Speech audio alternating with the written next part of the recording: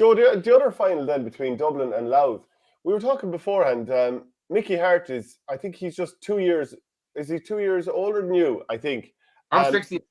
Yeah, he could be 77. He's 71. So what do you think it's great to see a guy who's 71 years of age? He's still out there getting it done, and obviously made huge progress at Louth in the last couple of years. He's done a great job at Louth. Because Louth was one of those teams that was on a downward spiral and looked like they didn't come out. I know his strength and conditioning coach, Kieran Sloan, and I had him with me with Cross, and I had him with Ulster, and I had him with the Irish team, and I congratulated him on the physique and the fitness levels of the Louth. If you look at them running, they're like the top teams in the country. So all the hard work has been done by Mickey's backroom team, and Mickey's put belief into them. They were with Dublin for long times. I think the National League final will have done them the world of good. Now Dublin's going to go to the next level, but hopefully Louth can stay in the game as long as possible. They have some great young players. They're fit, they're determined, they believe in what they're doing. So I think it could be one of a better Leinster finals that we've had over the last 15 years. Very boring. It's 50 years since Louth beat Dublin in the Leinster final. Beat them at all in championship. And there was a manager. The manager then was Jimmy Mulroy. And if it's gonna happen this weekend, Sam Mulroy is going to have to get it done. How highly do you rate him? Oh, wait a second.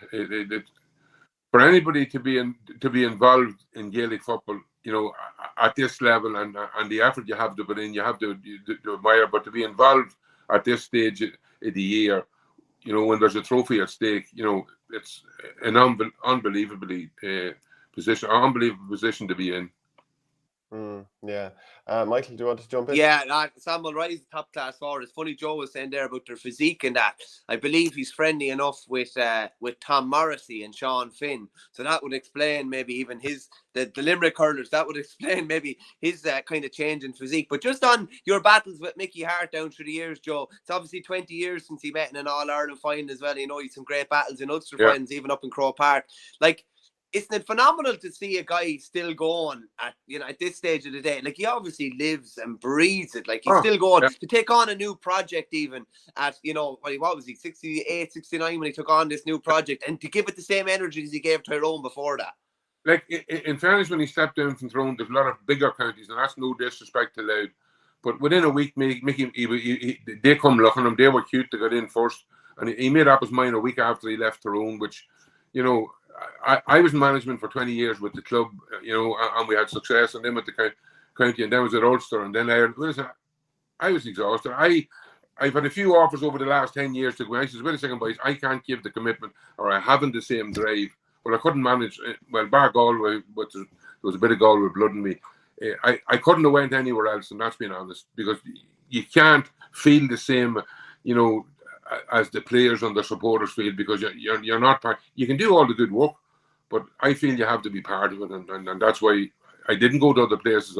But the main reason was I hadn't that drive to keep me going. But the players are no mugs. If you turn up and you're there and you're working and you're not as driven as them or more driven than them, they catch on to you, and you know you shouldn't be there. So no, fair play to them. Mickey is driven, and his counterpart with him there, Gavin Devlin. Gavin, I reckon, is doing a great job behind the scenes. So he's lucky that has a right-hand man like that on his shoulder that knows what he wants and knows how to get it across as well. So they're a good combination together, in fairness to them. And there's a lot of good reports coming out of it, Gavin, as well. What do you make of Dublin this year? And maybe the last couple of years? They're not the same team, are they, Joe? No, and it couldn't be. It was impossible. You get a group of players through, and the longevity of most of those players, was an example to the rest of the country that they were able to keep that drive, that hunger. But in fairness, they always had something to go for. The first one was to win the first All-Ireland, to get that monkey off the back, that, Dublin were an easy touch for everybody in the country. And at one stage you would have said yes, that they hadn't got what it took, they hadn't the battle or whatever. And then they won the first on the Pat Gilroy. And then they wanted to win 3 in a row. And nobody in Dublin ever spoke about it. I used to do a few days before, and I used to bring up with the 5 in a row just to throw it out there, because I knew Dublin did not want to talk about 5 in a row, and it was going to be more pressure on them, you know. So, but they coped with all those things. They had the players, and they had players on the line. And in fairness, I don't know how they kept them all happy. You know, they talk about the in-house matches and all these things, but the silverware at the end of the day was the one thing: to be the best, to do what no other team ever done. And I know that they probably enjoyed doing something that Kerry didn't do, winning the 5 in a row. Now, if Dublin could win the All-Ireland this year, 9 All-Irelands in Dublin, not in Kerry, that won't go down well. No, it definitely won't. That's the motivation, though, isn't it? Like, that's Correct. the motivation for a lot of them. Like, there's no, like, you telling me Cluxton, James McCarthy, etc. would have came back if there wasn't a chance of doing something that no one's ever done, you know? So there always is a wee carrot there, someone you don't find out about it later. But that was the one that kept them going. The 5 in a row, to win the 3 and then the 5, and now to be the first players in Ireland to have 9 All-Ireland football medals. So all the great things that all the Kerry did, the Jackos and Spillane and Powdy and Mersham and all the boys, you know, things change, things move on. You got to match it now. Who's going to come and do what they done? What do you make of Stephen Cluxton being thrown back into the goals? I thought it was a peculiar one. You know, you never know what's going on in any county. Was there problems? Was the management not happy? Did the feeling, you know, I think one of the main reasons he was took back, it's what he does behind the scenes, not actually what he does on the field, which he's impeccable in his approach and the way he plays.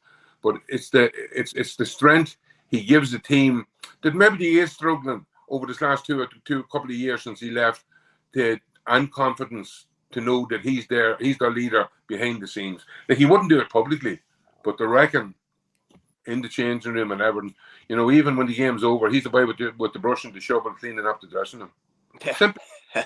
Wouldn't, you know, that you wouldn't, and boys wouldn't expect themselves to do. We're here to play. We're not here to clear, but the simple things, the small things, Dublin did the perfection, and Cluxton was one of the main men behind all that. So it's peculiar. If it goes wrong, they'll get the blame. But if they win another All-Ireland, he could be a very important part in focusing them and getting them there.